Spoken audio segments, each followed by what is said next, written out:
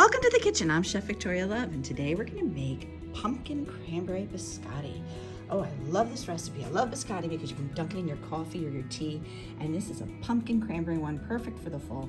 We use yellow cornmeal in it as well to help keep it nice and dry, plus the twice baking, which is indicative of a biscotti. And our seasonings are cinnamon, ginger, allspice, cloves, and nutmeg to make this a perfect fall recipe. Let me get my mise en place together, and I will show you how to make it. Please click like and subscribe so we can bring you more recipes. Thank you. Here are our cranberries. They're rehydrated, and then I've chopped them, nice small chop. Sit that there. And then here is our butter. Our butter is warm at room temperature. See, I can squeeze it. So that's when it's like this, we're ready to make it. And I've got one stick of butter already in here. We're gonna turn this on, paddle the butter until it's light and soft, and then we're gonna add our sugar, paddle that till it's light and fluffy. All right, our butter is nice and soft, and now I'm gonna add in our granulated sugar. Get that all in. I'm gonna start that up again too. So once the butter is light and fluffy, we're gonna add the eggs one at a time. So I'm just gonna get one in there, mix it in, and then when it's completely combined, I'll add the next one. Both eggs have been completely incorporated, and now I'm going to add in our tablespoon of vanilla.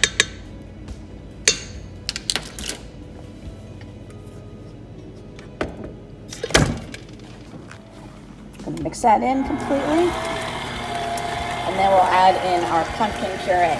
And while that's mixing, I'm going to now add together all of our dry ingredients. So here is our 1 pound 9 ounces of all-purpose flour, and I'm going to add in our ½ teaspoon of salt, our 1/4 cup of cornmeal.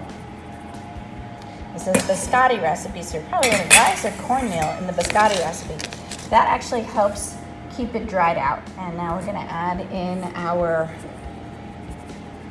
spices. We have 3/4 teaspoon of ground cinnamon, our ground allspice, a ½ teaspoon of ground allspice, a 1/4 teaspoon of ground nutmeg, 1/4 teaspoon of ground ginger, and 1/8 teaspoon of ground cloves. Cloves are very strong, so you always have that the smallest amount. I'm adding in the pumpkin puree. We'll get that mixed in together, and then we will add in all of our mixed in dry ingredients, and then lastly the cranberry. Our mixture, I've added all of the dry ingredients. Get that back in. Put it on low so it doesn't go everywhere. So before all of the flour is completely incorporated, you're going to add in your cranberries, and then we'll mix all of that together, and then we can shape the log. So I measured out 18 ounces of the dough, and then I rolled it into a 13-inch log. So I have it here on our tray, and then I'm going to bake it, the first bake, and then we can slice them, and then we'll bake them again. Here's our log, and I'm about to put it in the oven, and I just press it down to flatten it out a little bit with the palm of my hand, and then we're going to bake it 300 degrees, and then when it comes out, we'll let it cool a bit, and then we're going to slice it thin and lay them out and re-bake them.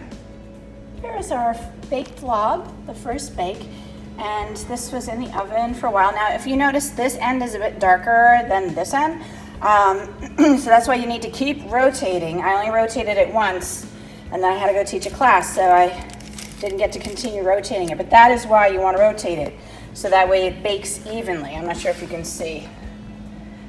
See how this one end is a lot darker?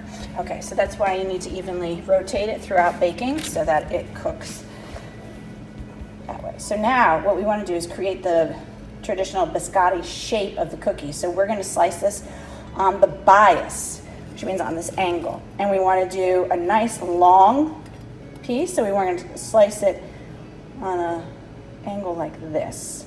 So I'm going to use a serrated knife to slice it, and I'll do the whole log.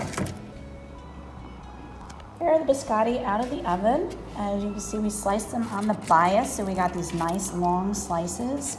And we've twice baked them, so they dry out. They're nice and firm. We can decorate these with some maybe drizzle of chocolate and really jazz them up and make them look really fancy. But this is basically our recipe for pumpkin cranberry biscotti. For more recipe demonstrations, please click like and subscribe to Chef Victoria Loves YouTube channel and have fun in the kitchen. Thank you.